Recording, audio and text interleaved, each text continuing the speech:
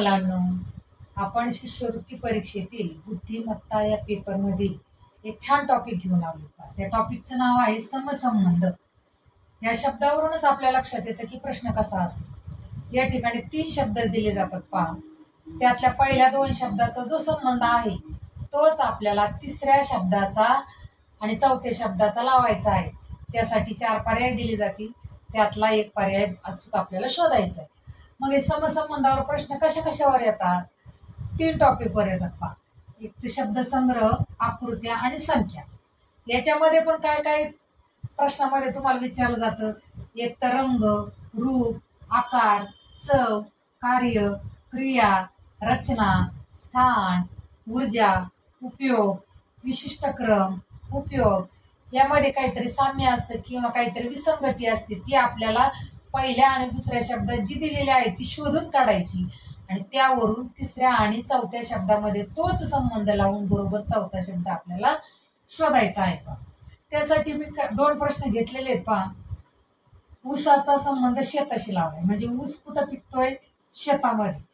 तसाच भाजीपाला कुठे येतोय ते आपल्याला शोधायचं. तर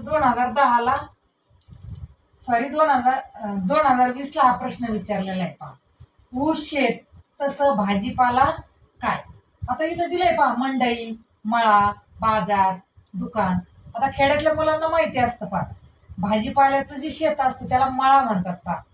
पण इथं जर पाहिलं तर मंडई, जिथं भाजी भेटते ती मंडई, बाजारात भाजी भेटते किंवा आजकाल तर दुकानात सुद्धा भाजी भेटते.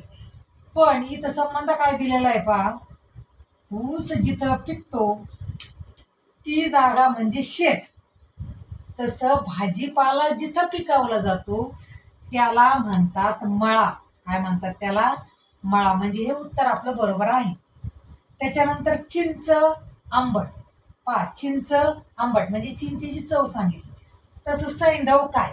आता याच्या अगोदर सैंधव म्हणजे काय हे आपल्याला माहिती पाहिजे पहा. मिठाचं रासायनिक नाव आहे सैंधव. मग आता सैंधव या शब्दाचा जर अर्थ समजला तर आपण बरोबर त्याचं उत्तर शोधू शकतो पहा. चिंच चवीला आंबट असते, तसं सैंधव कसं असेल पहा, गोड, कडू, खारट, आंबट. मग सैंधव म्हणजे मीठ. सैंधव म्हणजे काय? मीठ. आणि मीठ चवीला कसं असतं? खारट. म्हणजे हे उत्तर आलं पहा. म्हणजे लक्षात येतं हे प्रश्न कसे सोडवायचे ते. या प्रकारचे मी 15 प्रश्नाचा एक लॉंग व्हिडिओ बनवलेला आहे आणि तो याच व्हिडिओच्या खाली जो त्रिकोण दिसेल तुम्हाला, तर त्या त्रिकोणावर जर गेला तर तुम्हाला तो लॉंग व्हिडिओ सुद्धा दिसेल. आणि हा जर व्हिडिओ आवडला असेल तर लाईक अँड शेअर करा. संबंधावर कसे प्रश्न विचारले जातात त्यावरचे आपण हे प्रश्न पाहणार आहोत. पहिला प्रश्न काय आहे? महाराष्ट्र राज्यपाल. महाराष्ट्राचा संबंध राज्यपाल. तसा भारताचा कशाशी संबंध असेल? आणि हा प्रश्न शिष्यवृत्ती परीक्षेमध्ये 2022ला आला होता पहा. मग आता महाराष्ट्राचे प्रथम नागरिक म्हणून राज्यपाल असतात पहा. महाराष्ट्राचे प्रथम नागरिक कोणाला म्हटलं जातं? राज्यपालांना. तसं भारताचे प्रथम नागरिक हे राष्ट्रपती असतात. कोण असतात? राष्ट्रपती. म्हणजे आपलं उत्तर हे बरोबर आहे पहा. त्याच्यानंतर दुसरा प्रश्न आहे पहा. वाद्यांची नावं दिलेली आहेत पहा काही. पखवाज, चर्मवाद्य. पखवाज हे वाद्य चर्मवाद्य आहे. तर सारंगी हे वाद्य कोणतं वाद्य आहे पहा. खाली पर्याय दिलेत पहा. तंतुवाद्य, वायुवाद्य, गजवाद्य, तालवाद्य. आता पहा, पखवाज हे चर्मवाद्य म्हणजे चांबड्यापासून तयार केलेले वाद्य आहे, त्याला चर्मवाद्य म्हणतात पहा. तसं सारंगी हे वाद्य कसं आहे, कशाचं आहे? तर ते लाकडापासून बनवलेलं असतं पहा. लाकडाला खाचा हे करून ते बनवलेले असतात, त्याच्यात तारा फिट केलेले असतात पहा. पण ते वाजवण्यासाठी गज वापरला जातो. काय वापरला जातो? गज. म्हणून त्याला गजवाद्य म्हणतात. काय म्हणतात? गजवाद्य. म्हणजे याचं उत्तर हे येईल. पखवाज, चर्मवाद्य, सारंगी, गजवाद्य. आता पहा पुढचा तिसरा प्रश्न. चंद्र, वर्तुळ. आता इथं आकार दिलेत पहा. चंद्र, वर्तुळ. खिडकी काय? चंद्र, वर्तुळ. तसे खिडकी काय? पर्याय दिलेत पहा. त्रिकोण, गोल, चौकोन आणि षटकोन. आता चंद्र, पौर्णिमेचा चंद्र पाहिला तर गोल दिसतो पहा वरतून.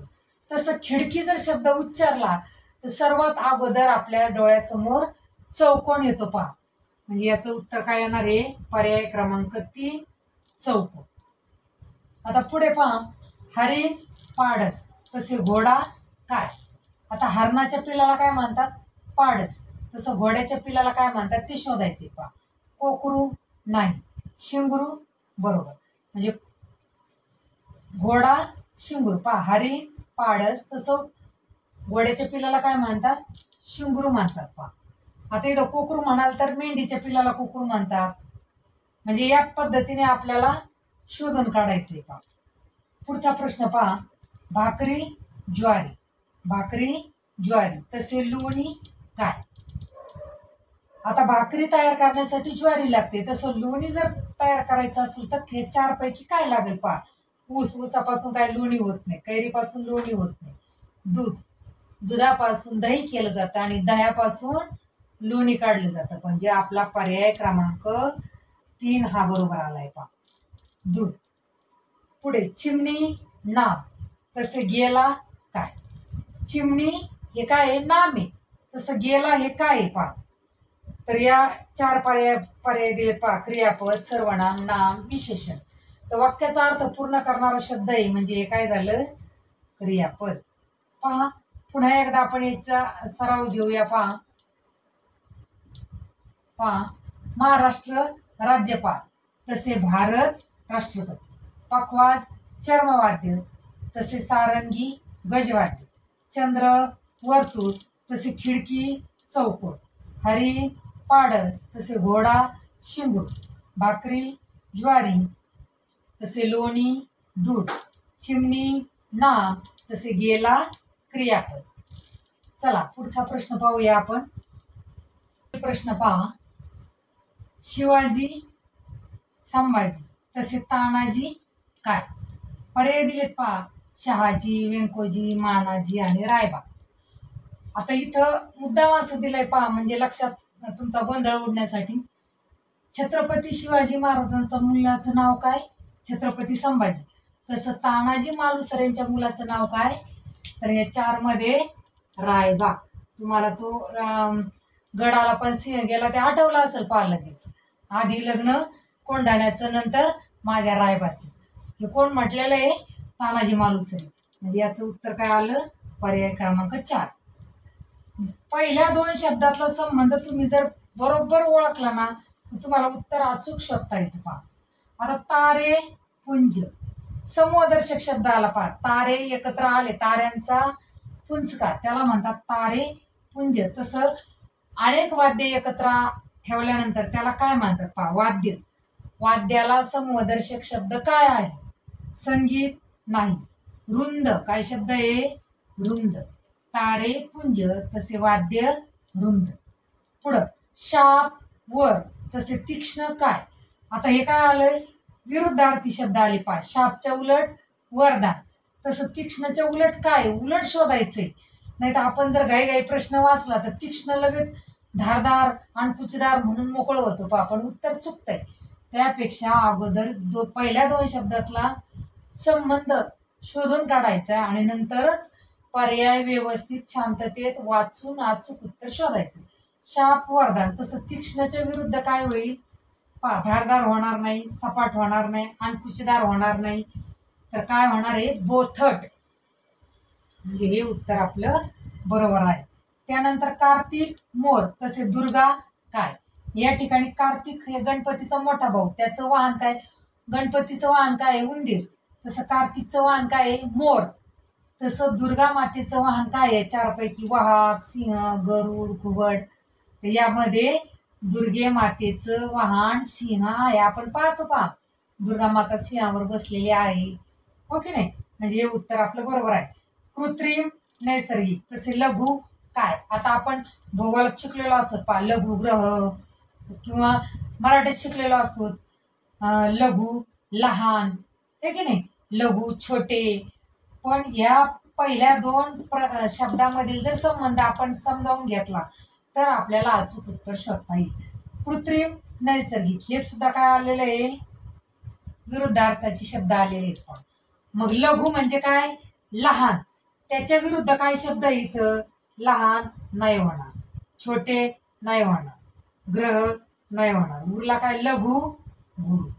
लघुच्या विरुद्ध काय येणार आहे? गुरु येणार आहे पहा. आता बैसाखी पंजाब, तसं ओणम काय? म्हणजे इथं सणांची नावं दिलेत पहा. बैसाखी हा सण पंजाब राज्यामध्ये साजरा केला जातो. तसं ओणम हा कोणत्या राज्यात साजरा केला जातो हे पण तुम्हाला माहिती पाहिजे पहा. कर्नाटक, तेलंगणा, तामिळनाडू आणि केरळ. तर याचं अचूक उत्तर काय आहे? केरळ पहा. पुन्हा एकदा सराव घेऊ आपण पहा. शिवाजी संभाजी तसे तानाजी रायमा. तारे पुंज तसे वाद्य वृंद. शाप वर तसे तीक्ष्ण बोथट. कार्तिक मोर तसे दुर्गा सिंह. कृत्रिम नैसर्गिक तसे लघु गुरु. बैसाखी पंजाब तसे ओणम केरळ. समसंबंध यावरील जे आपण प्रश्न घेतले तर ते प्रश्न तुम्हाला आवडले असल्यास व्हिडिओला लाईक अँड शेअर करा. आणि व्हिडिओ खरंच आवडला असेल तर चॅनलला नक्की सबस्क्राईब करा.